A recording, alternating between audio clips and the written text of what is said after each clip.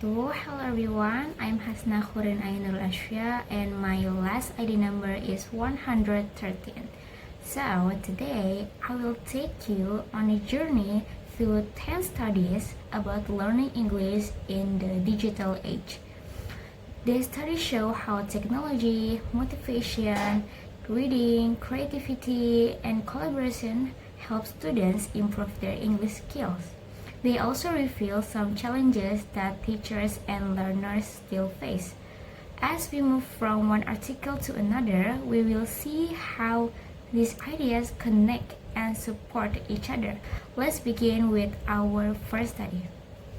Our first study is the relationship between vocabulary learning strategies, reading comprehension, and motivation among secondary school EFL learners by Taye and Lodebo. They investigate how grade 11 students use vocabulary learning strategies. The researchers found that students with higher motivation tend to use better strategies to learn new words. These students were more willing to practice and explore different ways of learning vocabulary. One benefit of this study is that it shows how important motivation is in language learning.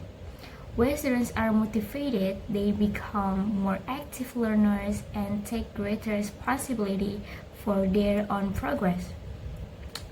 However, a weakness of this study is that it mainly focuses on reading and vocabulary tests. It doesn't examine other factors such as speaking anxiety or confidence in communication.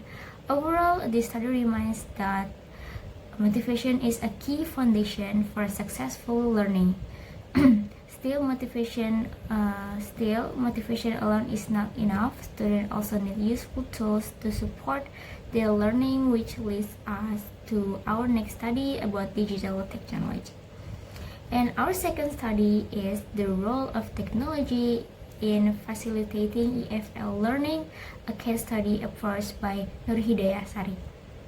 So this study explores how university students and lecturers use digital tools such as Duolingo and YouTube in English learning.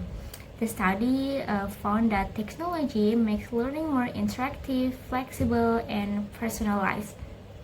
Students can access learning materials anytime and anywhere, allowing them to learn at their own pace. The benefit of this study is that demonstration how digital tools can increase students' engagement and make learning more enjoyable. Many students feel more motivated when learning through apps and videos. However, this study also highlights a major challenge known as digital divide. Not every student has reliable internet access or suitable devices, which can limit their opportunities to learn. This study shows that technology can support English learning, but access to technology is equally important. Since digital tools help university students, it's interesting to see how younger learners respond to technology as well. Our third study is Pleasure Reading, Better Understanding a Young EFL Learner's Journey in Digital Extensive Reading by Putri and Damayanti. The researchers follow Putra, a seven-year-old learner who used digital extensive reading through an iPad for 4 weeks. During this period, he read colorful and interactive digital books designed for young learners. The results were very positive. Putra became more interested in reading and his reading speed improved significantly. One benefit of this study is that it shows how technology can encourage children to develop positive reading habits at an early age. However, the study also found that Putra initially lacked confidence when reading English independently. He still needed guidance and encouragement for his teacher. This suggests that technology is a helpful tool, but it cannot completely replace the role of teachers. Besides digital books, young people also spend a lot of time using social media, which is the focus of our next study. And our fourth study is the utilization of social media in EFL higher education classroom context by Dewi and her colleagues. The researchers investigate how students use social media platforms, especially Instagram, for English learning. They found that Instagram was the most popular platform because it combines image, videos, and short text in an interactive way. One of benefit is that social media allows students to interact with English outside the classroom. It helps English become part of their daily lives rather than only a school subject. However, the weakness is that students may become distracted by entertainment content instead of studying English. They may spend more time scrolling through unrelated posts. Therefore, social media can be both a learning tool and a distraction. Interestingly, when students communicate online, they often switch between languages, which brings us to our next study. And our fifth study is translanguaging practices in writing peer feedback, a case study in a second language writing class in Indonesia by Sari and Nur Hikmawati. The researchers examined translanguaging in an English writing class. Translanguaging refers to the practice of using both Indonesian and English during learning activities. They observed that students often use Indonesian to explain difficult grammar concepts and support their classmates. One important benefit is that this approach reduces anxiety and creates a more comfortable learning environment. However, a possible weakness is that students may rely too heavily on their first language and use English less frequently. The study suggests that translanguaging can be a useful bridge to learning English, but it should be used carefully. Finding creative ways to support learning is also important, which connect to our next study. And our sixth study is integrating creativity and technology in English language teaching, a semantic review of pedagogical innovation and assessment strategies in AFL context by Egy Komarayuda. This interview analyzed 128 studies related to creativity and technology in language learning.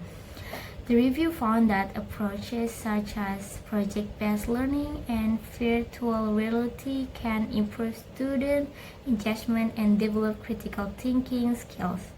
The benefit is that this method encourages students to become more active learners who solve problems and work creatively. However, implementing these approaches is not always easy. Teachers often need additional training, preparation time, and technological resources. The study shows that creativity can make learning more meaningful.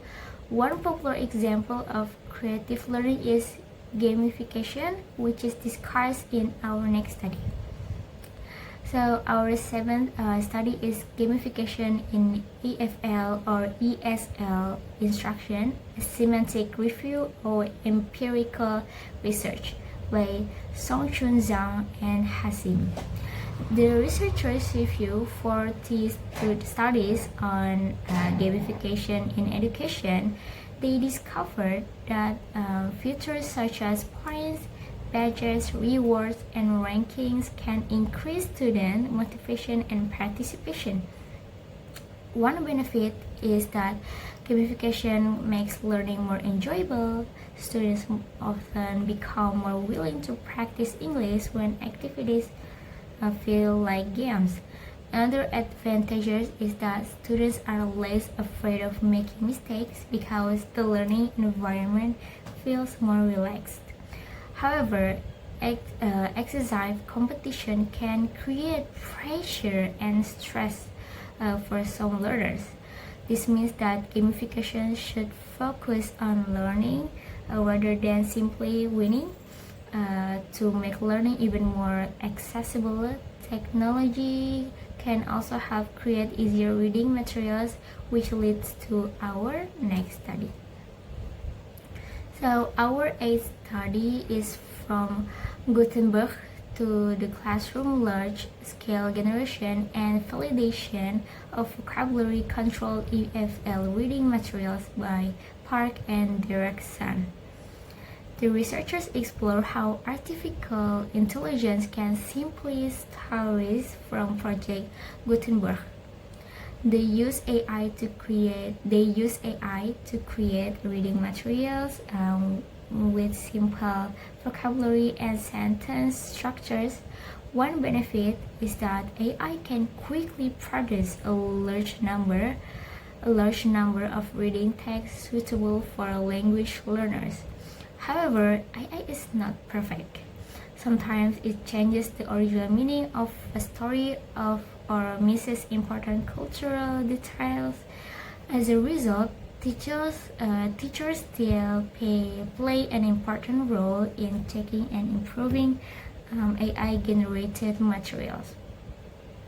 When students have access to easier text, they tend to read more, and reading can also improve writing skills, which is exactly what our next study explores. Our ninth study is the impact of extensive reading on academic writing proficiency in EFL undergraduate students by Taye and Tessom. The researchers investigate the relationship between extensive reading and academic writing. Their findings show that students who regularly read English texts achieve higher writing scores than those who read less. One major benefit is that reading helps students develop vocabulary, grammar knowledge, and a better understanding of sentence structure. However, the study also lasted for weeks, which may not be enough time to fully measure long-term improvement. Nevertheless, the findings strongly suggest that reading and writing support each other. Good writing also requires feedback, which brings us to our final study. Our final study is the effect of peer feedback on EFL students' writing performance by Trang Hyun Gyungen. This study focuses on peer feedback in writing activities. Students review each other's work and provided suggestion for environment. One benefit is that peer feedback encourages active learning. Students learn not only from their own mistakes but also from their mistakes of their classmates. In addition, discussion ideas peers can help students develop critical thinking and communication skills. However, some students were passive during the process and simply agreed with their classmates without giving meaningful suggestions. This shows that peer feedback is more effective when all students actively participate and contribute. I think that's all from me, and in conclusion is this study shows that successfully English learning requires a combination of motivation, technology, creativity, reading, and collaboration. I think that's all for me. Thank you for your listening. Wassalamualaikum warahmatullahi wabarakatuh.